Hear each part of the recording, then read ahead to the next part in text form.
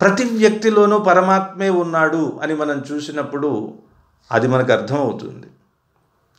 ఆ సందేశాన్ని ఈ పాసురం మనకు అందిస్తోంది. ముందు పాసురాన్ని ఒక్కసారి అనుసంధానం చేసుకుని ఆ పాసురంలో ఉన్న అర్థాన్ని భావాన్ని క్లుప్తంగా చెప్పుకొని, పాసురం అంటే భగవంతుణ్ణి కీర్తించే ఒక పాట. ఇందులో ఛందస్సు ఉంటుంది, యతులుంటాయి, ప్రాసలుంటాయి. తెలుగులో ఉన్న పద్యాల్లాగే ఈ పాసురాల్లో కూడా అందమైనటువంటి పదాల పోహళింపు ఉంటుంది. మనం అనుకున్నట్లుగా సాత్వికమైన కవి కాబట్టి అర్థానికి శబ్దానికి సమానమైన ప్రాధాన్యం ఇచ్చే తల్లి. జాగ్రత్తగా పాసురాన్ని అనుసంధానం చేయండి. పాసురాన్ని అనుసంధానం చేయడం అంటే పరమాత్మని ఆరాధన చేయటమే. పరమాత్మ శబ్ద బ్రహ్మ, సాకార బ్రహ్మ, పరం బ్రహ్మ అనే 3 రూపాల్లో ఉంటారు. ఈ 3 రూపాలలో ఉన్న పరమాత్మని ఆరాధన చేయటం ఎలాగో ఆండాళ్ తల్లి మనకు నేర్పిస్తోంది పాసురాల్ని పాడి. ఇదిగో ఈ శబ్దంలో ఉంటాడు పరమాత్మ, శబ్దాన్ని ఉపాసించండి అని పాసురాల్ని అందించింది. అలాగే ఒక రూపాన్ని, ఒక విగ్రహాన్ని, శ్రీకృష్ణుణ్ణి, రంగనాథుణ్ణి, ఇలా దివ్యదేశాలలో ఉన్న నాథులందరినీ మనకి ఒక్కొక్కరిని పరిచయం చేస్తూ, విగ్రహాన్ని, రూపాన్ని మనం భావన చేస్తూ సాకార బ్రహ్మను ఆరాధన చేయడం ఎలా అనేది చూపిస్తుంది. మరి ఆండాళ్ తల్లి జీవితమే ఒక విచిత్రం కదండి. విగ్రహాన్ని ఎవరైనా పెళ్ళాడతారా? ఆవిడ ఎంత సాహసం ఉంటే, ఎంత భక్తి ఉంటే నేను పరమాత్మనే వివాహం చేసుకుంటానని చెప్తుంది. అరే, ఇది కలియుగం కదా, అర్చావతారమూర్తిగా మాత్రమే ఉంటాడు. ఇదివరకులాగా ఆయన విభవంలో ఉండి ఆయన అవతారాలు ధరించి ఈవిడి కోసం రాడు. ఆ విషయం తెలుసు. తెలిసినప్పటికీ ఏం చేస్తుంది? నేను వివాహం చేసుకుంటాను అంది. విగ్రహాన్ని వివాహం చేసుకున్నటువంటి గొప్పవారు ఎవరైనా ఈ లోకంలో ఉన్నారా? ఉన్నారు అని నిరూపించిన తల్లి ఆండాళ్ తల్లి. అందువలన శబ్ద బ్రహ్మను ఆరాధన చేయడం అనుకోవాలి. పాసురాన్ని అనుసంధానం చేద్దాం, ఒక్కసారి వీక్షించండి. ఆయి మழை కన్నా ஒன்று நீ கைக்கரவேல் ஆயி உள்புக்கு முகந்து கொடார்த்தேரி ஊயி முதல்வனுருவம்போல் மெய்கரத்து பாயி அந்தோளுடை பற்பனாபன் கையில் ஆயி போல் மின்னி வலம்புரி போல் நின்று அதிர்ந்து தாயாதே ஷார்ங்கமுதைத்த சரமழைப் போல் வாழ உலகினில் பெய்திடாய் நாங்களும் மார்கழி நீராட మగిందేలోరెంబావాయ్. యా అనే అక్షరం అసంఖ్యాకంగా ఉన్నటువంటి పాసురం ఇది. జాగ్రత్తగా చూడాలి. ఆయి మழை కన్నా ஒன்று நீ கைக்கரவேல் ஆயி உள் புக்கு முகந்து కొడార్తేరి. ద్రావిడ భాషలో చివర ఊ ఉన్నప్పటికీ దాన్ని ఊ కింద పలకకూడదు. ముగందు ఊ అంటేనేమో తెలుగు అవుతుంది. ముగందు ఊకి ఆకి మధ్యలో పలకాలి. పుక్కు ముగంద్ కొడార్తేరి ஊழி முதல்வ நுருவம்போல் மெய் கருத்து பாயி అందోళుడై పర్పనాభన్. కలిసి ఉన్నప్పుడు ద్విత్వం వస్తుంది, పా కింద పా ఉంటుంది, విడదీసుకున్నప్పుడు అది పోతుంది. తిరుకళ్యాణం అవుతుంది, విడదీసుకున్నప్పుడు తిరుకళ్యాణం అని చదువుతాం. పర్పనాభన్ కయ్యిల్ ஆயி போல் மின்னி வலம்புரி போல் நின்று அதிர்ந்து தாயாதே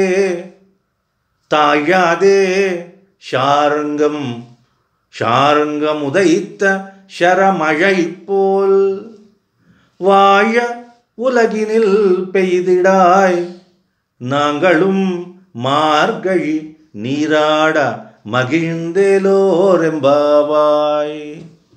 మగిందేలో రెంబావాయ్. ఒకే ఒక క్రియ. ఇంటికి వచ్చిన అతిథిని మనం ఆహ్వానించాలి. అయ్యా రండి, కూర్చోండి. బిక్కు బిక్కుమనుకుంటూ వస్తాడండి ఇంటికి అతిథి. అతిథి అంటే తిథి లేకుండా వచ్చేవాడు అనుకుంటాం. కాదు, ఒక తిథికి వచ్చి మళ్ళీ తిథికి వెళ్ళిపోయేవాడు. పాడ్యమి నాడు వస్తే విధియ నాడు వెళ్ళిపోవాలి. 10 రోజులు ఉంటానంటే అతిథి అనడానికి వీలు లేదు. అతన్ని అతిథి అంటాం. ఆ అతిథి పరలోకంలో పరమపదంలో స్వామి కనుసల్లనలో ఎంత ఆనందంగా ఉంటాడో అంత ఆనందంగా ఉంచవలసిన బాధ్యత ఉన్నది ఇక్కడికి వచ్చిన తర్వాత. అందుకని ఆండాళ్ తల్లి వారి కోరికపై పరమాత్మ నామాన్ని సంకీర్తన చేయడంతో వచ్చినవాడు కదా, అందుకని అతన్ని ఎంత చక్కగా స్తుతిస్తుందో చూడండి. స్తుతిస్తే ఎవరికి ఇష్టం ఉండదు? శర్కరాయాహ మధురాకా అన్నారు.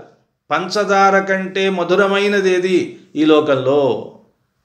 మధురాకా, మధురమైనదేది అని స్త్రీలింగం వేశాడు. అంటే దానికి సమాధానం ప్రశంస. ప్రశంస. పొగిడితే ఎవరికి ఆనందంగా ఉండదు? తిడితే అందరికీ బాధగానే ఉంటుంది. ఇంటికి వచ్చిన వాళ్ళని పొగడాలి.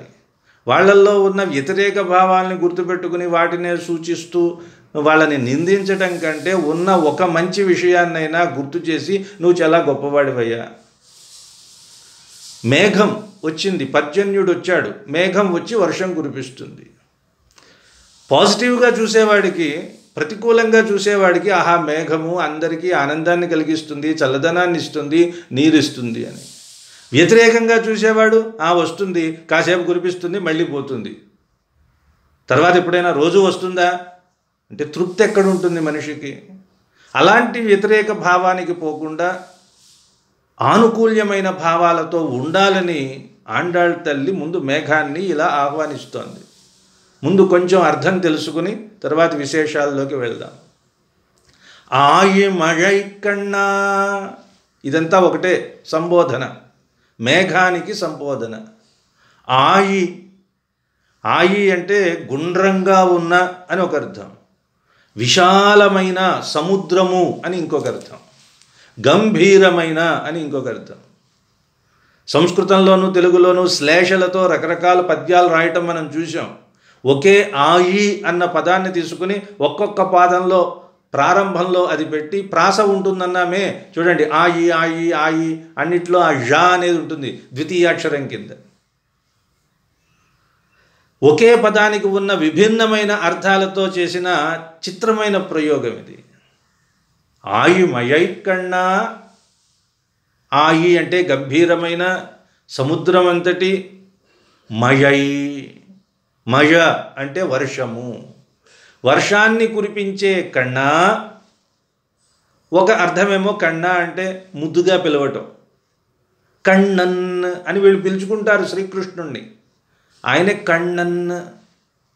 కಣ್ణ, కన్ను అంటే అర్థం ఏమిటి? కళ్ళు కలిగిన వాడు అని అర్థం. ఏమిటి ఆయనకు ఒక్కడికైనా ఉన్నాయి కళ్ళు? మనందరికీ ఉన్నాయిగా. మన కళ్ళు ఏం కళ్ళు అండి? 90 ఏళ్ళు వస్తే చూపు మందగిస్తుంది, చిన్నపిల్లలకు కూడా జ్ఞానం ఉండదు. మంచి వయసులో ఉన్నప్పుడైనా కళ్ళు బాగా పనిచేసినప్పుడు అసలు చూడవలసింది చూస్తారా? మన చూపులన్నీ ఇలా పైకి చూస్తూ ఉంటాయి తప్ప లోపలికి చూసే చూపే అసలైన చూపు కదా. లోపలికే కాదు సర్వత్రా అన్ని వైపులా చూడగలిగిన చూపు, ఆ చూపు కలిగిన వాడే కಣ್ಣన్ అనాలి తప్ప అందరినీ కಣ್ಣన్ అంటే ఉపయోగం లేదు. అందువల్ల కಣ್ಣన్ శ్రీకృష్ణుడే. ఇంకా కಣ್ಣన్ శబ్దానికి నియామకుడు అని అర్థం. తాను నియమిస్తాడు. ఆ నియామకుడు ఎలా చెబితే అలా చేస్తే, అంటే పంపించిన వాడిలో ఎవరైతే పంపారో ఆ యజమానిని మనం చూడగలిగితే అప్పుడు పంపించిన యజమాని గొప్పవాడు, పని చేసిన ఇతను కూడా గొప్పవాడు అవుతాడు. ఆయి మழை కన్నా. వీళ్ళు గోపికలు, ఆండాళ్ మిగిలిన వాళ్ళందరికీ ఇంకా కృష్ణుడు తప్ప వేరే లోకం లేదు కదా. ఏది చూసినా కృష్ణుడితోనే పోలుస్తారు. ఓంగి ఉళగలంతా పాసురంలో కూడా చూడండి, వరి వంగడాలు బాగా పెరిగితే అర్రే వామనమూర్తిలాగా బాగా పెరిగి ఉన్నాయా ఇవి. ఆయన బలిచక్రవర్తిని పాతాళానికి పంపిస్తే దేవతలు ఎలా అయితే తుళ్ళి పడుతున్నారో ఈ వరి చేలలో చేపలు కూడా ఎగిరెగిరి పడుతున్నాయే. ఇది మనం అలవాటు చేసుకోవాలి. ఏది చేసినా పరమాత్మతో కలిపి చేస్తున్నట్టుగా చేయాలి అంతే. ఇంకా ఏ రకమైన సాధనలు అక్కర్లేదు. మన పని మనమే చేసుకోవాలి. అది మంచైనా చెడైనా మీకు విధించిన పని మీరు చేస్తూ అందులో భగవంతుణ్ణి కలుపుకుంటూ వెళ్ళాలి. స్వామి ఇది నీ కోసం చేస్తున్నాను, రా నువ్వు నేను కలిసి చేద్దాం, నా పక్కనే కృష్ణుడు ఉన్నాడు అనే భావన ఉంటే ఆ కర్మ మనల్ని అంటుకోదు. ఆ కర్మ నుంచి మనం విముక్తులం అవుతాం. మనం చేయవలసినవన్నీ చేద్దాం, ఇష్టమైన పదార్థాలు తిందాం, ఇష్టమైన విహారాలన్నీ చేద్దాం, అన్ని చోట్లకి వెళ్ళి చూద్దాం. అయితే అన్నింటిల్లో నేను కృష్ణుడితో కలిసి ఉన్నాను, కృష్ణ ప్రీతి కోసమే చేస్తున్నాను అనే భావనతో చెయ్యాలి. అందుకని వీళ్ళకి వచ్చినటువంటి పర్జన్యుడు కూడా ఎలా కనిపిస్తున్నట్ట? కണ്ണన్లాగే కనిపిస్తున్నాడు. ఆయి మయై కన్నా ఒన్రు నీ కైకరవేల్. ఇంటికి వచ్చిన అతిథి చాలా కంఫర్టబుల్గా ఉండాలి, ఉంటేనే అప్పుడు ఆతిథేయుడు ఉంటాడే, ఆతిథ్యం ఇచ్చినవాడు గొప్పవాడి కింద లెక్క. మన ఇంటికి వచ్చిన వారిని మనం చాలా సౌకర్యవంతంగా చూసుకుని వాళ్ళని ఆనందింపజేసినట్టయితే మళ్ళీ మళ్ళీ వస్తే వీళ్ళింటికే రావాలి అని అనిపించాలి. అంతే. అలా కాకుండా బాబోయ్ వాళ్ళ ఇంటిగా మళ్ళీ చచ్చినా వెళ్ళను అనుకుంటూ ఉంటారు కొన్నిసార్లు. ఇవన్నీ మన జీవితంలో ఎదురుపడే అంశాలే. అలా ఉండకూడదు. రావయ్యా కన్నా, నువ్వు సాక్షాత్తు మా కృష్ణుడివే, అభ్యాగత స్వయం విష్ణు అని చెప్తున్నట్లు వేద వాక్యం ఉందిగా, దాన్నే చెప్తాను. అంటే ఆ పర్జన్యుడు తనంతట తాను రాలేదు, కృష్ణుడు పంపిస్తే వచ్చాడు, పరమాత్మ పంపిస్తే వచ్చాడు. ఆయన మాత్రం ఊరికే పంపించాడా? మేము లంచం ఇచ్చామండి అన్నారు. ఏమిటా లంచం అంటే సంకీర్తన. ఆయన పరవశించిపోయాడు. ఉత్తమన్ పేర్పాడి, ఆయన నామాన్ని మేము కీర్తించాం కదా, కీర్తించగానే వెంటనే పంపించాడు. ఆయన నామాన్ని సంకీర్తన చేసి మాకు రేపల్లెలోనే కాదు ప్రపంచమంతా విశ్వమంతటా ఇలా వర్షించాలి, సస్య సమృద్ధి ఉండాలి అని మేము కోరుకున్నాం కదా. మరి అది తీరాలి అంటే రావాలి. తన దగ్గర ఉన్న గుణాలను ఎవరికో ఇచ్చి పరమాత్మ పంపిస్తాడు. అది ఆయి మഴై కన్నా, నువ్వు అలా వచ్చావు కదా, ఒన్రు నీ కైకరవేల్. ఏమయ్యా నువ్వెందుకు వచ్చావో ఆ పనిని హాయిగా చేసుకుని వెళ్ళు. ఎందుకు వచ్చావు? ఔదార్యాన్ని చూపించడానికి వచ్చావు. నీలో ఒక ఉదారమైన గుణం ఉంది, అంటే నీటిని ఇవ్వడం. అది పూర్తిగా ఇచ్చి వెళ్ళు, మొహమాట పడవలసిన అవసరం లేదు.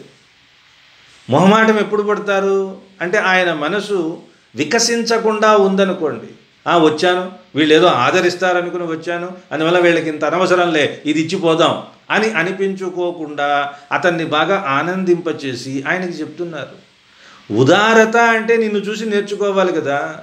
ఒక్క చుక్క కూడా లేకుండా మొత్తం ఇచ్చేసి వెలవెలపోయి వెళ్ళిపోతావు కదయ్యా ఓ పర్జన్యుడా, మేఘమా. ఆ పనిని నువ్వు పూర్తిగా చెయ్యాలి. ఆయన చేస్తాడు, కానీ చెయ్యమని ఒకసారి ప్రోత్సహించటం, ఆయన లక్షణాన్ని ఆయన గుణాన్ని మనం గుర్తు చేయాలి ఒక్కసారి. ఒన్రు నీ కైకరవేల్, ఒక్కసారి కూడా నీ యొక్క చేతిని కరవేల్ వెనక్కి ముడుచుకోవద్దు. ఇది నుడికారం. ఆయన చెయ్యి చూపించాడండి, ఇలా అన్నాడండి, అలా అన్నాడండి, ఆయన చేతికి ఎముకే లేదండి. ఇవన్నీ నుడికారాలు వాడతాం. ఎముకే లేదంటే ఏమిటి? గొప్ప దాత అని అర్థం. ఆయన చెయ్యి వెనక్కి తీసుకున్నాడండి అంటే దానం చేయని పొమ్మన్నాడు అని అర్థం. నువ్వెందుకు వచ్చావో, నీటిని కురిపించడానికి వచ్చావు కదా, మా శ్రీకృష్ణ పరమాత్మ పంపిస్తే వచ్చావు కదా, ఆ పనిని పూర్తిగా చేయవయ్యా. చేతిని దాచుకోవటం, సగం ఇవ్వటం, ఇలాంటి పనులు ఏమీ చెయ్యొద్దు. ఆశ్చర్యపోయాడు. ఇంతలా ఆహ్వానిస్తారా, ఇంతలా ప్రేమిస్తారా, ఎంత గౌరవం, ఎంత మర్యాద, ఎంత మన్నన. అలాగే అమ్మ, అలాగే అమ్మ, అలాగే చేస్తానన్నట్ట చేసి ఉద్యుక్తుడు అవుతున్నాడు జలాన్ని కురిపించడానికి. ఆగు నాయన, కొంచెం ఆగు అని మళ్ళీ చెప్తోంది ఆండాళ్ తల్లి. ఆయి ఉళ్ పొక్కు ముగందు కొడార్తేరి. ఇక్కడ ఆయి అంటే సముద్రం. నువ్వు సముద్రం దగ్గరికి వెళ్ళు. ముందు మా దగ్గర నీళ్లు కురిపించాలంటే ఏం చేయాలి? సముద్రం దగ్గరికి వెళ్ళి నీళ్లు తెచ్చుకోవాలి కదా. కాబట్టి ఆయి, ఆళ్వార్ అంటామే, ఆళ్వార్ ఈ ఆయి అనే పదం నుంచే వచ్చింది. ఆళ్వార్ అంటే గంభీరమైనటువంటి లక్షణాలు కలిగిన వాడు, భగవంతుని గుణగణాలు అనే సముద్రంలో మునిగిపోయిన వారు. అంటే విద్య విషయంలో, భగవద్భక్తి విషయంలో వాళ్ళు సాగరులు అని చెప్పటం. ఆళ్వార్, అపారమైన వారు, అనంతమైన వారు, గంభీరమైన వారు, గొప్పవారు, ఎన్ని విశేషణాలైతే మంచి, గొప్ప, శ్రేష్టము అన్నదానికి ఉంటాయో అవన్నీ చెప్పుకోవచ్చు. కాబట్టి ఓ మేఘుడా ఏం చేస్తావు నువ్వు? ఈ సముద్రంలోకి వెళ్ళు. మనం చూడండి, ఒక లక్ష్యం పెట్టుకుంటాం, ఆ లక్ష్యం చేరుకోలేక ఏదైనా వస్తే ఇది చాలే అనుకుంటాం. అలా కుదరదు నాయన. మధ్యలో ఏదో ఒక నది వచ్చిందని, చిన్న చెరువు వచ్చిందని, ఇంకేదో నీటి గుంట వచ్చిందని అక్కడికి వెళ్ళిపోయి ఆ నీటిని తీసుకువచ్చి మా మీద కురిపించకు, ఎందుకంటే మాకు అది చాలదు. మేము మా ఒక్కరి కోసం మా పల్లెలో మాత్రమే వర్షం కురవాలని చేయటం లేదే, అది ఎప్పుడో మారిపోయింది. మొదలుపెట్టింది అక్కడే అయినప్పటికీ వ్యష్టి నుంచి సమష్టిగా సాగాలి. ఏ ప్రయత్నమైనా, ఏ సాధన అయినా అది లోకక్షేమానికి దారితీస్తుంది. అంతేకాక నా కడుపు చల్లగా ఉండాలి అనుకుని చేస్తే అది నీ కడుపును కూడా వేడిగా చేస్తుంది తప్ప, ఆరడి పుట్టిస్తుంది తప్ప దానివల్ల ప్రయోజనం లేదు అని ఆండాళ్ తల్లి ఒక విశ్వజనీయమైన లోకక్షేమాన్ని ఆకాంక్షించే కైంకర్యాన్ని మనకు మార్గనిర్దేశనం చేస్తుంది. దారిలో నీకు చిన్న చిన్న కాలువలు, చెరువులు ఇలాంటివేవో కనిపిస్తే అందులోంచి నీళ్లు తెచ్చేసావు అనుకో, మాకు ఉపయోగం లేదు, సముద్రంలోకి వెళ్ళు. అలాగేనమ్మా బయలుదేరాడు, సముద్రం మీదకి వాలాట. వాలి నీళ్లు పీల్చుకుంటున్నాడు. ఆగాగు, మళ్ళీ ఆండాళ్ తల్లి చెప్పిన మాట గుర్తొచ్చింది. ఏమిటి? పై నీళ్లు తీసుకోవద్దయా, పై నీళ్లు వేడిగా ఉంటాయి. సూర్యకిరణాలు పడి వెచ్చగా ఉంటే ఆ నీళ్లు తెచ్చి అసలే వెచ్చగా ఉన్న మా మీద పోస్తే ఉష్ణం ఉష్ణేన శీతలం అని మామూలుగా అంటారు, ఇక్కడ కుదరదు, మాకు చల్లని నీళ్లు కావాలి. లోపలికి వెళ్ళు, దిగు, అడుగు నుంచి తీసుకో, మొత్తం తీసుకో, చివరికి సముద్రంలో ఇసుక మాత్రమే మిగలాలి. అర్థమైందా? ఎందుకంటే నువ్వు కురిపించవలసినది ఈ సమస్తమైన విశ్వం మీద వర్షాన్ని కురిపించాలి. నువ్వు ఆగి సముద్రంలో ఉళ్ళంటే లోపలికి వెళ్ళి పుక్కు ప్రవేశించి ముగందు కొడు, నీటినంతటిని కొడు పీల్చి తాగే. మొత్తం తాగిన తర్వాత నువ్వు మొత్తం తాగావని మాకు తెలియాలి. బాగా పెడతాం మనం అతిథికి, పెట్టాక ఆయనకి కడుపు నిండిందని ఎలా తెలుస్తుందండి? బ్రేవ్ అని త్రాన్చాలి. తినదగును ఎవ్వరు పెట్టిన తినినంతనే బ్రేవు మనుచు త్రెన్పులిడదగును, తిని రుచియు అరుచియు ఎరిగిన మనుజుడే పోసుక భోజనుండు మహిళో సుమతి అన్నట్లుగా బ్రేవుమని తేల్చాలి. అప్పుడు మాకు తెలుస్తుంది. ఈ మేఘం త్రేంచే ఆ బ్రేవు ఏమిటంటే ఆ గర్జన. ఒకసారి గర్జించు నువ్వు, అప్పుడు మాకు తెలుస్తుంది, అమ్మయ్య నీ కడుపు నిండిందయ్యా, నీ లోపలంతా నీళ్లున్నాయి, ఇప్పుడు మా మీద వర్షాన్ని కురిపిస్తావని. ఉళ్ పొక్కు ముగందు కొడు తేరి. అంటే గర్జించి ఎగురు. ఏమిటి ఎగిరేది? కడుపు నిండా ఉంటే ఎగరమంటావు? సర్లేదు, మెల్లిగా ఎగురు. గర్భిణులు చూడండి, వాళ్ళ నడకలో మందగమనం ఉంటుంది, పాపం ప్రయాసపడుతూ వెళ్తారు. అలాగే నువ్వు కూడా మెల్లగా పైకి వెళ్ళు. వేగంగా వెళ్ళావంటే మాకు తెలిసిపోతుంది నువ్వు సగం సగం తిన్నావని, సగం కడుపుకు తిన్నావని. వెళ్ళు. ఏరి ఆకాశం పైకి వెళ్ళి ఊయి. అక్కడ నువ్వు ఎలాంటి వాడివిట? ఊయి ముదల్వన్ ఉరువంబోల్ మెయ్కరుత్. నల్లగా మారిపో. నల్లని మేఘం మాత్రమే నీటిని కురిపిస్తుంది, తెల్లని మేఘం నీటిని కురిపించదు కదా. ఎలా ఉండాలి నీ నల్లదనం? ఇది కవిత్వం అంటే, కవి సమయం అంటే. లోకంలో సాధారణంగా మనం ఉపమానం, ఉపమేయం అని రెండు ఉంటాయి, కవులు వాడుతూ ఉంటారు. స్వామిని నీలమేఘశ్యాముడు అని వర్ణిస్తాం. మేఘం గొప్పదా, స్వామి గొప్పవాడా?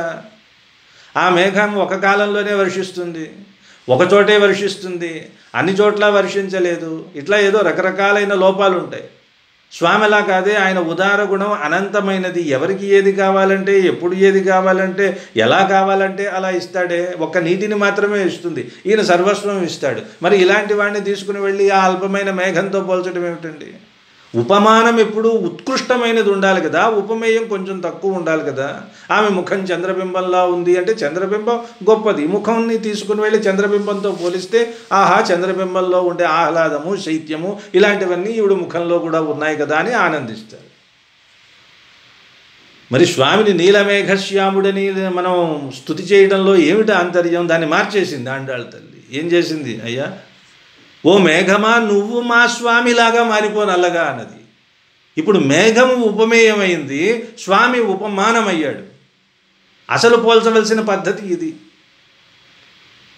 ఊయి అంటే కాలము, మొదల్వన్ మొదలైనటువంటి సకలమైన పదార్థాలు ఉన్నాయి. ఉరువం పోల్, ఉరువం అంటే శరీరం. ఈ సృష్టిలో ఉన్న సకల పదార్థాలు, కాలము, పంచభూతాలు, ఇలా ఇలా ఇలా చిన్న చితక అన్నీ ఆయన స్వరూపమే కదా. ఉరువం అంటే శరీరము. ఈ సృష్టిలో ఉన్న కాలము మొదలైన సమస్తమైన వస్తువులను తన శరీరంగా తీసుకుని నల్లగా మారిపోయాడు కదా ఆయన. అలాంటి స్వామి యొక్క ఉరువం పోల్ తిరుమేనిలాగా, శరీరంలాగా మెయ్ కరుత్, మెయ్ అంటే శరీరం, అది కరుత్ నల్లగా ఉండాలి. అంటే నువ్వు నల్లగా మారినప్పుడే కదా మాకు మంచి నీటినిస్తావు. ఊయి ముదల్వన్ ఉరువంబోల్ మెయ్ కరుత్. తర్వాత పాగి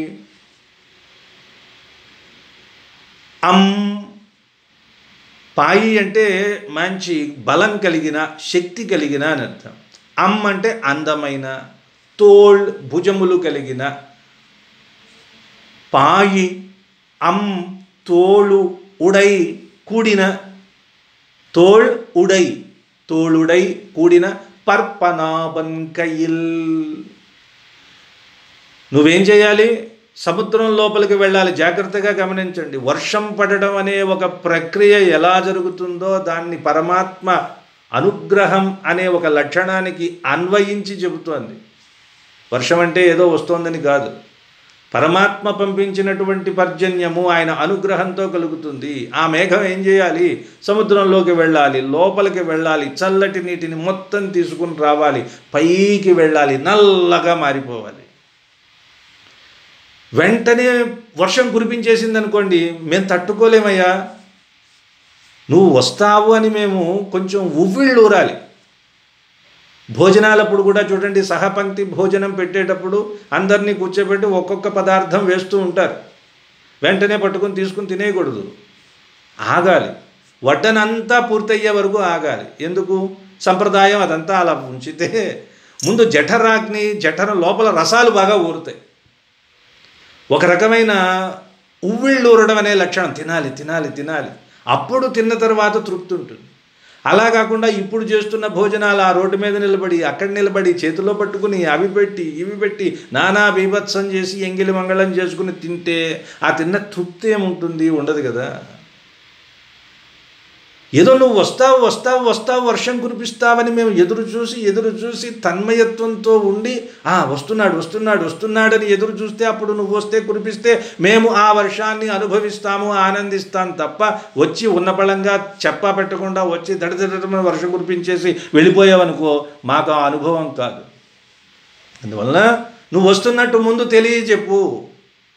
అంటే ఏం చేయాలండి? మెసేజ్ పెట్టమంటారా వాట్సాప్లో? నేను వస్తున్నాను, ఐఎమ్ కమింగ్ అని. లేదయ్యా, కనిపించు, కాస్త అరవద్దు, ముందు కనిపించు. మెరుపు ముందు కాంతి వేగం ధ్వని వేగం కంటే ఎక్కువ. ఉరుము మెరుపు అంటాం మనం, కానీ ముందు మెరుపు వస్తుంది, తర్వాత ఉరుము వస్తుంది. ఇది చెప్తోంది. ముందు ఎలా మెరవాలో తెలుసా? మా స్వామి ఉన్నాడు అక్కడ, పద్మనాభుడు. పద్మాన్ని నాభిలో కలిగిన వాడు పద్మనాభుడు. పద్మనాభుడినే ఎందుకు చెప్పింది? సృష్టి కార్యం మొదలు పెట్టడం కోసం బ్రహ్మదేవుడు అప్పుడే బయటికి వచ్చాట పద్మంలోంచి.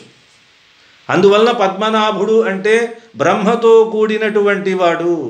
బ్రహ్మని సృష్టి కార్యం చెయ్యవయ్యా, ఎలా చెయ్యాలో చెప్పడానికి నియోగించిన వాడు. ఆయనే అగ్నిదేవుణ్ణి పిలిచి, ఇదిగో నువ్వు మొత్తం కాల్చేసేయి అన్నాడు. వాయుదేవుణ్ణి పిలిచి, నువ్వు మొత్తం ఈ ప్రపంచానికి జీవన ఆధారం అవ్వు. అలాగే జలాధిదేవతని పిలిచి ఒక్కొక్కరికి ఒక్కొక్క పోర్ట్ఫోలియో అంటాం కదా మనం, క్యాబినెట్ మినిస్టర్స్ని పెట్టుకుంటారే, వాళ్ళందరినీ అలా అలా అలా అలా ఆయన నియామకం చేసి ఆయన కూర్చున్నాడు. అదేమిటండి, ఆయన ఏం చేయలేడా? బాహువులు ఉన్నాయండి. ఎలాంటి బాహువులు? పాయి తోళ్. ఆయన భుజాలకు వేసినటువంటి విశేషణాలు. పరమాత్మ తాను అన్నీ చెయ్యలేక అందరినీ పంపిస్తున్నాడని అనుకోకండి. అందరికీ ప్రాతినిధ్యం ఇవ్వాలని, ఎవరి శక్తులు వాళ్ళు పనిచేసేలాగా ఉండాలని, ఎవరి పని వాళ్ళు చేయాలని. అందరి పనులు ఈయనే చేసేస్తే వాళ్ళు ఏం చేస్తారు? రాముడికి కృష్ణుడికి ఉన్న తేడా అదే. రామావతారంలో ఎవరైనా ఏదైనా కష్టం వస్తే, రామా నాకు ఈ కష్టం అంటే ఏం చేస్తాడు? నువ్వు అలా ఉండు, అలా కూర్చో, నేను చేసేస్తాను. లక్ష్మణుడిని యుద్ధం చేయనివాడు, ఎవరిని యుద్ధం చేయనివాడు, ముందు తానే చేసేస్తాడు, ఎవరిని కష్టపెట్టడు. కృష్ణుడు అలా కాదు, ముందు వాడిని చేయని, వాడిలో ఉన్న ప్రతిభని తీ. నేను చేయటం ఏమిటి? నేను చేస్తే వాడికి పని ఎలా వస్తుంది? నువ్వు చేయరా, నేను చూస్తా, తప్పైతే దిద్దుతా. ఇది కృష్ణతత్వం. కాబట్టి ఈయన మొట్టమొదటి నుంచి కూడా వివిధ వ్యక్తుల్ని, వివిధ శక్తుల్ని, దేవతలని, వాళ్ళని వీళ్ళని ఆయా పనుల్లో నియామకం చేసినటువంటి మహానుభావుడు. ఎలా ఉన్నాడైనా? తోళ్ మంచి భుజాలు, బలిష్టాలైన భుజాలు కలిగిన వాడు ఏ పనైనా చేయగలడు అని చెప్పడానికి సంకేతం. చతుర్భుజాలతో ఉన్నాడు. అందమైన భుజాలండి అవి. చూస్తే మళ్ళీ మళ్ళీ చూడాలి. తోళ్ళంటే భుజాలు. తోళ్ మాలై తోమాలై, తోమాల సేవ అని తిరుపతిలో చేస్తారే, ఈ భుజం మీద నుంచి వేళ్లాడేలాగా వేసే ఒక మాలికా సేవని తోమాల సేవ అంటారు. పాయి తోళువుడై, అలాంటి భుజాలు కలిగిన పద్మనాభన్, పద్మనాభుడు ఉన్నాడే, ఆయన కయ్యిల్, ఆయన చేతిలో ఉన్న చక్రం ఉంటుంది, సుదర్శన చక్రం. ఆ చక్రం మెరుస్తుంది చూసావా? ఆ మెరుపులాగా ముందు నువ్వు మెరు అని. మేఘానికి ఒకవైపు మెరుపు ఉంటుంది, ఇంకొక వైపు ఉరుముంటుంది. జాగ్రత్తగా గమనించండి. ఆ మేఘాన్ని శ్రీమన్నారాయణుడి కింద చూపిస్తోంది తల్లి. నీలమేఘాన్ని శ్రీహరి అనుకుంటే, శ్రీమన్నారాయణుడు అనుకుంటే, కుడి చేతిలో ఉండే మెరుపు లాంటి చక్రం, సుదర్శన చక్రమే మెరుపు, ఎడం చేతిలో ఉండే పాంచజన్యమే ఉరుము. పాంచజన్యం ఉరుముతుంది, శబ్దం చేస్తుంది. ఇది నారాయణ తత్వం. మేఘాన్ని శ్రీమన్నారాయణుడితో పోల్చడం అంటే ఆ శంఖ చక్రాల్ని మెరుపు ఉరుములతో పోల్చటం. ప్రకృతే పరమాత్మ, పరమాత్మే ప్రకృతి అని అభేదాన్ని చెప్పటం. సరే, పాయి అందోళుడై పద్మనాభన్ కయ్యిల్, ఆయన చేతిలో ఉన్న ఆయి గుండ్రంగా ఉందే చక్రం, సుదర్శన చక్రం, దానిలాగా పోల్, ఆ సుదర్శన చక్రంలాగా మిన్ని, ప్రకాశించు. మినుకు అంటాం మనం. మినుకు అనడం అంటే ప్రకాశించటం. సుదర్శన చక్రం ప్రకాశిస్తుందట ఒక్కసారి. శ్రీమన్నారాయణుడి నాభి నుండి బ్రహ్మదేవుడు పుట్టగానే ఒక్కసారి తడుక్కుమని మెరిసిందట. ఎవరైనా పుట్టారని తెలియగానే, ఆ వార్త చెప్పగానే పక్కనున్న వాళ్ళు స్వామిని ఆశ్రయించేవాళ్ళు. ఎందుకంటే సుదర్శన చక్రం పాపం స్వామికి ఎప్పుడు కైంకర్యం చేయాలని, ఆయన కష్టపడకూడదని. ఈ బ్రహ్మదేవుడు కనుక పుట్టకపోతే ఈయనే కూర్చుని పదార్థాలన్నీ తెచ్చుకుని బొమ్మలు చేసుకుని వాడికి ప్రాణాలు పోసుకోవడం, ఇదంతా ఈయనే చేసుకోవాలి. అమ్మయ్య, ఈ బ్రహ్మదేవుడు పుట్టాడురా నాయన, మా స్వామి హాయిగా ఉంటాడని ఒక్కసారి మెరిచాట సుదర్శనం. ఆ మెరుపుందే, అది నువ్వు గమనించావా? అలా నువ్వు మెరవాలయ్యా అని మేఘానికి చెప్తాను. ఆయిపోల్ మిన్ని వలంబురి పోల్, వలంబురి మరి ఇటుపక్కన ఉన్నదే పాంచజన్యము. పూరిస్తే ధ్వని చేస్తుందే, గుండ్రంగా ఉంటుందే, అది వలంబురి. పాంచజన్యం అనే శంఖంలాగా, పోల్ లాగా నిలబడు, స్థిరంగా ఉండి, అదిర్ండ్ గర్జించాలి. పద్మనాభుడైన శ్రీమన్నారాయణుడి కుడి చేతిలో ఉన్న సుదర్శనంలాగా మెరవాలి, ఎడం చేతిలో ఉన్న పాంచజన్యంలాగా స్థిరంగా ఉండి గర్జించాలి. ఆ ఒక్కొక్క పదాన్ని మనం తీయడానికి వీల్లేదండి. అది కవిత్వం అంటే. ఎందుకండి ఆ పదం లేదు. పాంచజన్యం ఎప్పుడూ స్వామి చేతిని విడిచిపెట్టి వెళ్ళదండి, అందుకని అంది.